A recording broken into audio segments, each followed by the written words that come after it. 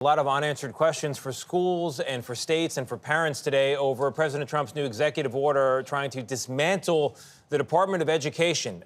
The agency doles out a lot of money, does a lot of crucial things, particularly with special education, and very little of what they do has to do with controversies around curriculum, what your kids are taught in school. Weijia Jiang is at the White House following all of it for us. Weijia, good morning.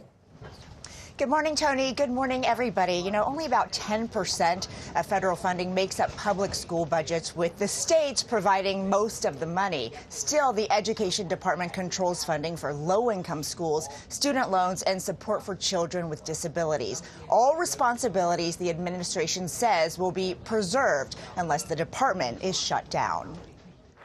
President Trump signed the executive order surrounded by school children at the White House. To begin eliminating the Federal Department of Education once and for all.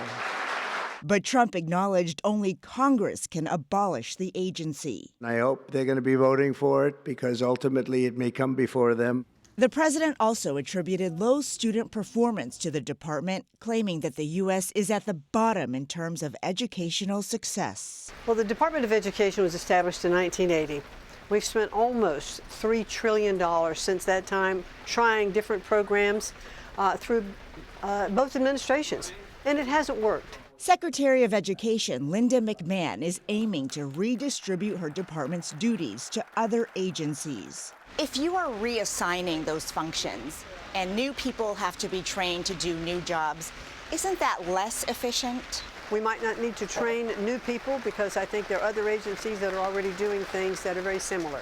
Along with protesters. What do we want? Public schools! When do we want it? Now! School districts nationwide are criticizing Trump's plan. Expanded learning! Nikolai Vitti, the superintendent of Detroit Public Schools Community District, is concerned about the potential cuts to federal programs that support children in his school system. This looks like a strategy to defund, disinvest without a clear alternative strategy, which frankly just creates chaos and confusion and frustration in the field.